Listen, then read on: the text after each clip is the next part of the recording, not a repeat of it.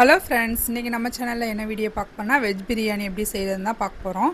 வாங்க வீடியோக்குள்ளே போகலாம். நம்ம சேனலில் வீடியோ போட்டு ரொம்ப நாள் ஆச்சு. நான் ரொம்ப நாளுக்கு அப்புறமா நான் வீடியோ போடுறேன். என்னோடய சேனலை பார்க்குற ஃப்ரெண்ட்ஸ் என்னோடய சேனலையும் லைக் பண்ணி சப்ஸ்கிரைப் பண்ணி சப்போர்ட் பண்ணுங்கள். இப்போ நம்ம சோயா சங்க்ஸ் வேக வைக்கணும். அதுக்கு நான் தண்ணி கொதிக்க வச்சுருக்கேன். அதில் ஒரு பேக்கெட் அளவுக்கு சோயா சங்க்ஸ் நான் சின்ன சைஸில் உள்ளதை எடுத்திருக்கேன். அது நல்லா வெந்ததுக்கப்புறமா இந்த தண்ணியை நம்ம வடிகட்டி அதை புழிஞ்சு எடுத்துக்கணும்.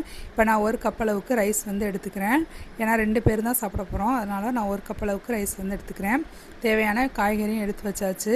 இப்போ தாளிக்கிறதுக்கு ஒரு பாத்திரம் அடுப்பில் வச்சுட்டேன். அதில் தேங்காய் எண்ணெயும் சமையலுக்கு யூஸ் பண்ணுற எண்ணெயும் சேர்த்து அதில் பட்டை, கிராம்பு, ஏலக்காய், வெங்காயம் போட்டிருக்கேன். அந்த வெங்காயம் கலர் நல்லா சேஞ்ச் ஆகி வரணும். அதுக்கடையில் நம்ம காய்கறி கட் பண்ணிக்கலாம்.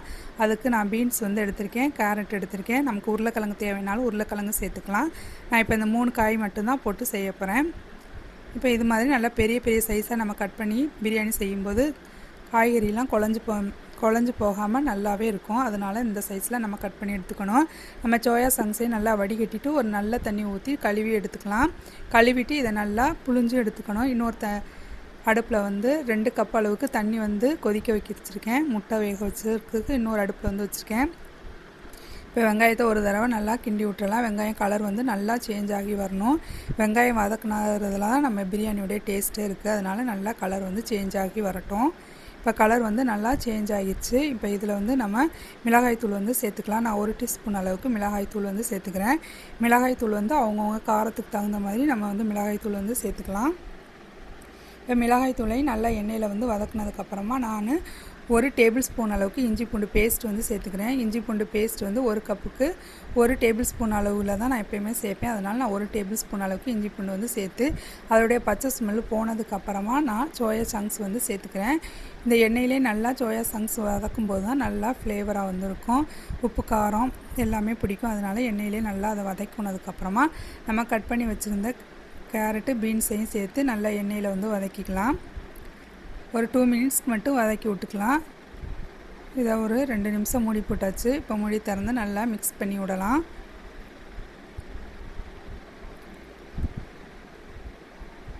இந்த மாதிரி பெரிய சைஸில் காய்கறி போட்டு நம்ம செய்யும்போது பிரியாணியும் நல்லாயிருக்கும், பார்க்குறதுக்கும் குலையாமையும் இருக்கும். அதனால் இந்த சைஸில் கட் பண்ணி சேர்த்துக்கலாம். இப்போ நான் ஒரு பெரிய தக்காளியை மிக்சியில் அரைச்சி சேர்த்துக்கிறேன். இது கூடவே புதினா கொத்தமல்லியும் சேர்த்துக்கலாம். கொஞ்சோன்னு சேர்த்தா போதும். புதினா கொத்தமல்லி குழந்தைங்க சாப்பிட்றதுக்கு டிஸ்டர்பன்ஸாக இருந்துச்சுன்னா அதையும் நம்ம அரைச்சி சேர்த்துக்கலாம். அது ஒரு ஃப்ளேவரில் இருக்குது. இந்த மாதிரி சேர்க்கும்போது இது ஒரு ஃப்ளேவராக இருக்கும். நான் பெரும்பாலும் தக்காளி, புதினா, கொத்தமல்லி எல்லாத்தையும் நான் அரைச்சிட்டு தான் இப்போலாம் சேர்க்குறது. இப்போ இதையும் நல்லா புதினா, கொத்தமல்லி எல்லாத்தையும் நல்லா மிக்ஸ் பண்ணதுக்கப்புறமா ஒரு 2 டேபிள் ஸ்பூன் அளவுக்கு தயிர் சேர்த்துக்கலாம். தயிர் சேர்த்து நல்லா மிக்ஸ் பண்ணி விடணும். தயிரை நல்லா கிரேவி கூட மிக்ஸ் பண்ணி அதோடைய எண்ணெய் பிரிஞ்சு வரணும். அந்த அளவுக்கு இதை வச்சிடலாம். இது நல்லா மிக்ஸ் பண்ணதுக்கப்புறமா ஒரு 2 மினிட்ஸ்க்கு மூடி வைக்கணும். இப்போ இதை அப்படியே மூடி போட்டு வச்சாச்சு. நான் அடுப்பை லோ ஃப்ளேமில் தான் வச்சுருக்கேன். இப்போ இதை நல்லா எல்லாத்தையும் நல்லா மிக்ஸ் பண்ணிவிட்டு நம்ம தண்ணி கொதிக்க வச்சுருந்தோம். அந்த தண்ணியை நம்ம சேர்த்துக்கலாம். இப்போ இதுக்கு தேவையான அளவுக்கு உப்பு சேர்த்துக்கிறேன்.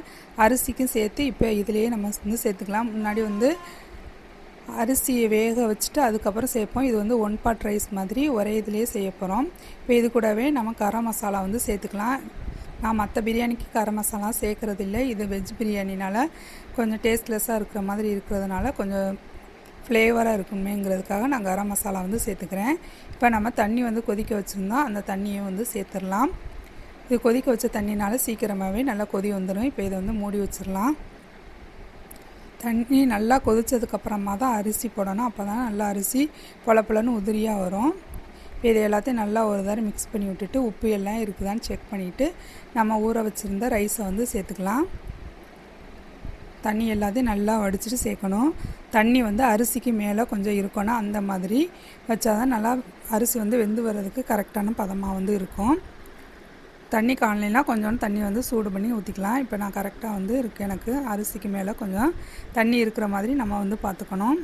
பச்சை தண்ணி ஊற்றாமல் தண்ணி சூடு பண்ணி ஊற்றணும். இந்த அளவுக்கு கொஞ்சம் மேலே தண்ணி இருக்கணும். இப்போ இதை மூடி வச்சிடலாம். மீடியம் ஃப்ளேமில் தான் வச்சுருக்கேன். இப்போ அரிசியும் கிரேவியும் ஒன்றா வந்ததுக்கப்புறமா நம்ம தம்மு போட்டுக்கலாம். இப்போ ஒன்றா லெவலுக்கு வந்துடுச்சு. இப்போ கீழே ஒரு தட்டு வச்சு அது மேலே பாத்திரத்தை தூக்கி வச்சிடலாம். தண்ணி 1 கப்புக்கு 2 கப் அளவுக்கு தண்ணி வேணும். இந்த மாதிரி ஒரு வேஸ்ட்டு தட்டு வச்சுட்டு இப்போ நம்ம பாத்திரத்தை வந்து தூக்கி வச்சுட்டு மேலே வந்து 1 டேபிள் ஸ்பூன் அளவுக்கு நெய் வந்து சேர்த்துட்டு தட்டை மூடி வச்சு வெயிட் போட்டு ஒரு 20 நிமிஷத்துக்கு அப்படியே விடலாம். ஃப்ளேம் வந்து ரொம்ப மீடியம் ஃப்ளேமில் வந்து ரொம்ப லோவாக வந்து ஃப்ளேம் பண்ணிவிட்டு நம்ம ஒரு 20 நிமிஷம் கழித்து பார்க்கும்போது நமக்கு சூப்பராக பிரியாணி வந்து ரெடி ஆயிரும். இப்போ சூப்பர் டேஸ்டியான வெஜ் பிரியாணி தயாராகிடுச்சோம். நீங்களும் இந்த மெஷர்மெண்ட்டில் செஞ்சு பார்த்துட்டு எப்படி வந்ததுங்கிறத மறக்காமல் கமெண்ட் பண்ணுங்கள். என்னோடய சேனலை வாட்ச் பண்ணதுக்கு எல்லாருக்கும் ரொம்ப தேங்க்ஸ்.